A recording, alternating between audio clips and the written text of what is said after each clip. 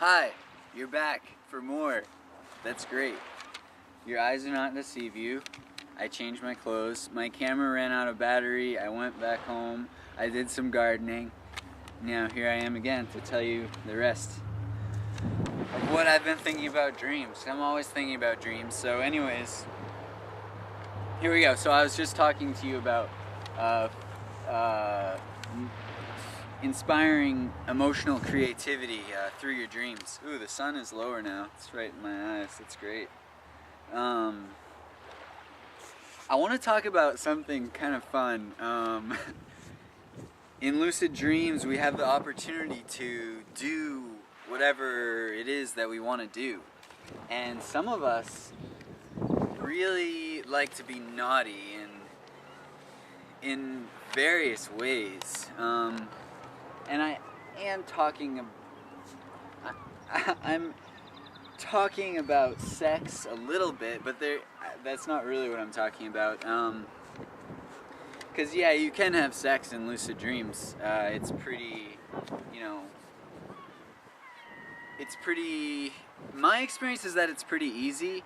I think that for some people it might be a little bit more difficult. Because like I was saying with the flying thing, and I'm not sure, I might have mentioned this a few videos ago, but you can fly in lucid dreams, but it's not easy. You have to run and jump really hard and high, and you have to like flap your arms and stuff to stay airborne.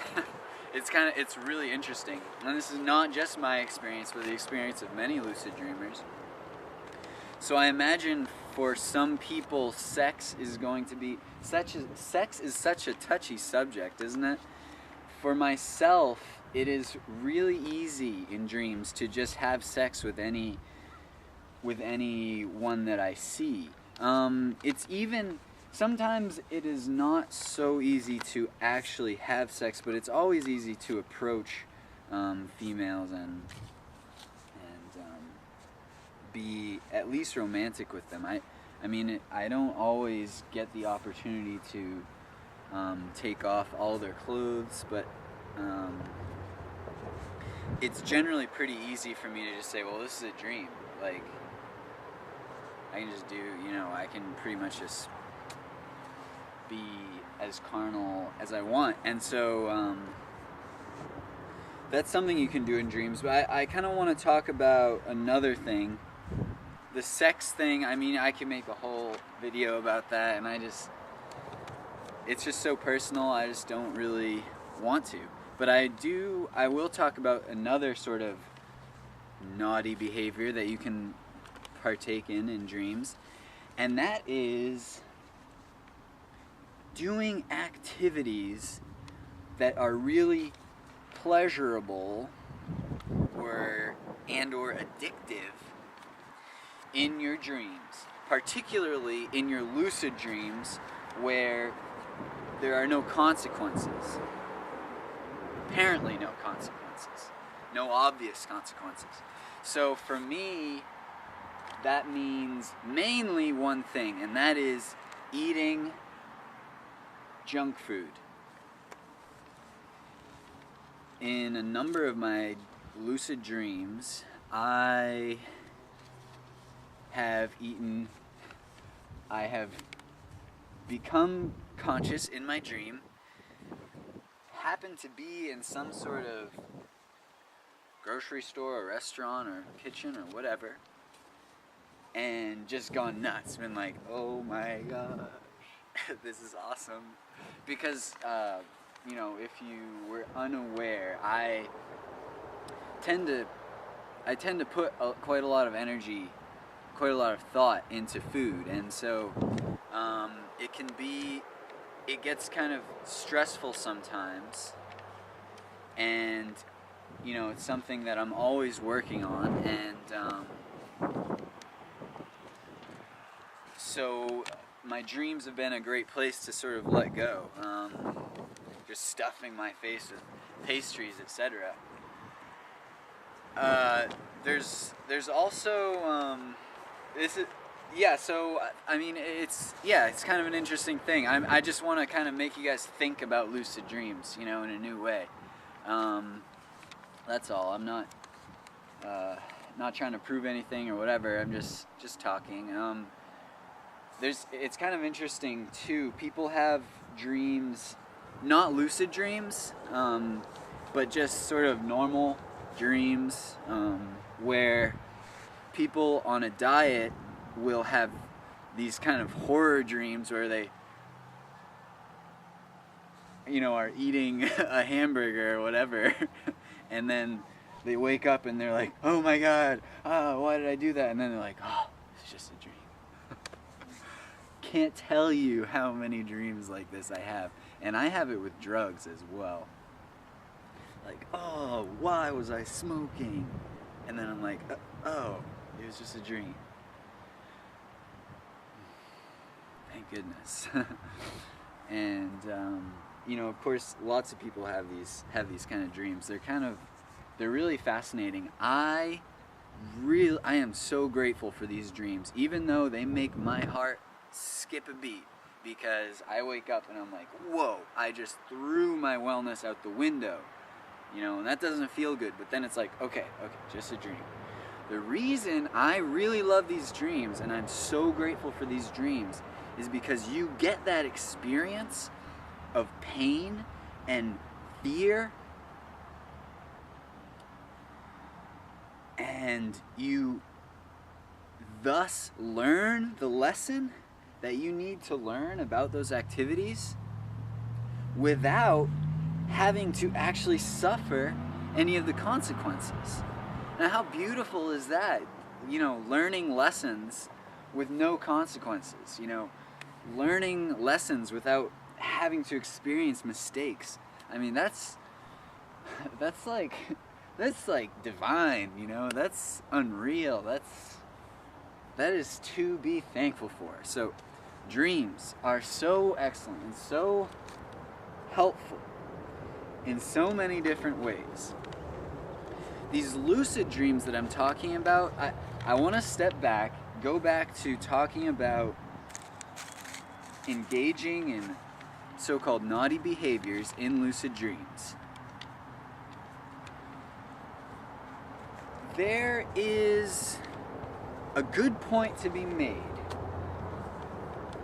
saying that even though it is just a dream, it is still not advisable to engage in such behaviors during lucid dreams. Your consciousness is a beautiful thing, and in normal dreams where you're not controlling what's happening, you can't be judgmental about yourself because of those dreams. You can't punish yourself for those dreams. But your lucid dreams, you have control over. And so this is an opportunity for you, just like in waking life, your lucid dreams are an opportunity for you to express yourself and express your positivity to the universe. So this is definitely a route that I've taken by suggestion of people wiser and more experienced than myself. I was always gung-ho about lucid dreaming, and I would talk to people about it, like, oh man, I did this and this and this and it was awesome. And I got some responses of people saying, well, that's interesting. Now, why don't you chill out? Basically, and why don't you really express what you love about life? Because it's like, okay, if I really want to stuff my face with baked goods, then why don't I do it? Why do I need a dream to do it? And the answer is not, oh yeah, you're right, I should do that. No, because I have certain values. The answer is that I should use my dreams more procreatively. And now in my lucid dreams, I I don't partake. So that's just, you know, and it's just like in waking life. I don't know if that's a permanent thing, and that's totally okay with me. I'm not you know, one for categorizing, or, well, I try my hardest not to be. That's something that may not be expressed in some of my earlier recordings, but I was not, you know, I am a different person than when I started making YouTube videos. Anyways, so you can actually get addicted to lucid dreaming, and you can like be like, I want to sleep, I want to dream more, I just want to stay in bed and lucid dream all day. And maybe this isn't healthy, I don't know, who knows. I'm just saying you can get addicted to it. So anyways, one thing that you can try doing in your lucid dreams is, if you're like a high level person and you are really set on mastering consciousness, what I would recommend for you is, when you are lucid dreaming, don't try to control anything. Instead, experience the consciousness of being in a dream. Realize that you're dreaming. Just sit back and watch. Just sit back and watch. Just use your awareness, use your consciousness of being in a dream merely to take that much more advantage of the messages that are being sent to you in the dream. Because after all, dreams are nothing but communication from somewhere to your awareness. I'm not even gonna touch where dreams come from. That is so, it's like up to the imagination, really, thus far. And so I'm just gonna leave it that way, because that's fun to me, you know, and it's something that is definitely worth researching. But, you know, for right now, how I feel, where I am, I just like them coming from some imaginary place, and that's okay with me. I'm a happy camper about that. And much, you know, this same advice that I'm giving about just in your lucid dreams, don't try to control anything, just be aware. You could really give that same advice for life in general. It'd be an interesting way to go about life. Where are we? Okay, so the last sort of section of things I want to talk about, I'm going to sort of shy away from dreams and just talk about sleep. Sleep is great, of course. We all know it. Sleeping schedules. I kind of wonder if. I kind of wonder if there's kind of a genetic program that kind of determines the most effective time and length of time to sleep for. It's questionable. If I had to guess, I would say that it's between the hours of somewhere between the hours of 9 p.m. and like 6 a.m. I mean, pretty simple. And I think that there are definitely positive benefits to following a schedule like this. What do I do? Well, it's, I can only do my darndest to really follow a schedule like that, because I, make YouTube videos, I work, I exercise, I talk to loved ones over over the internet and on the phone. I play video games. I write. I read books. I play music. Like, you know, and everyone's life has things in it. So yeah, it's difficult to do perfectly 9 p.m. to 6 a.m. every day. Of course it is. Of course it is. But it is something that I strive for, nonetheless. It is something that you could say that it's something that I pray for. And I think that it's right. And the closer I get to it, the better I feel about myself.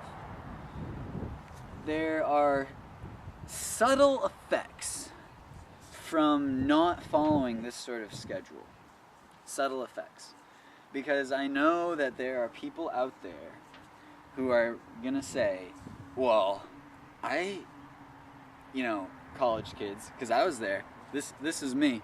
Hello, my sleep schedule is 4 a.m. to 1 p.m. Like 5 days a week. And then like the other 2 days a week, it's from like 3 a.m. to 8 a.m. You know? and I'm doing fine. You know, and the thing is, like I said, it's subtle effects. So yes, you are doing fine. The effects of moving from that schedule to closer to sort of like this 9 p.m. to 6 a.m. schedule, the effects are subtle. And by subtle, I mean like the subtle definition of subtle. Like there are effects that I can't really just tell you. There are effects that only you can like feel and experience. Little positive buzzing sensations of wellness. I mean, you know, what can you do? It is real. It definitely is real. Yeah, you can achieve lots of things on crazy sleep schedules. There's no question about it. You can achieve some subtle wellness that you cannot achieve without it on a more human sleep schedule. I knew this kid, and his sleep schedule was something like, but he would go to bed between 6 and 7 a.m. and get up somewhere between 4 and 5 p.m., something like that. He did this for a semester, and he went crazy, and he got arrested for some very violent, deviant behavior. Correlation does not imply causation. Yeah, sure. It's just a story. I don't know. It's just kind of interesting. It's kind of funny. So sleep well. Sleep well, my friends. Have good dreams. Sweet dreams.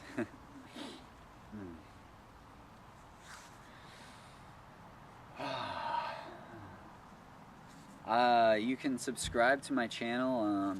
I'll probably will do more videos about dreams in the future. I like to make videos about anything that anyone wants to see. I make a lot of videos I make a lot of videos about food. I also make a lot of videos just about general positive living and happiness. Something that is really fascinating to me. And I play guitar. I play songs on guitar. So my own songs, some of which I hear in my dreams, and I want to extend this invitation to continue enjoying what I have to offer the world. And I'll see you around.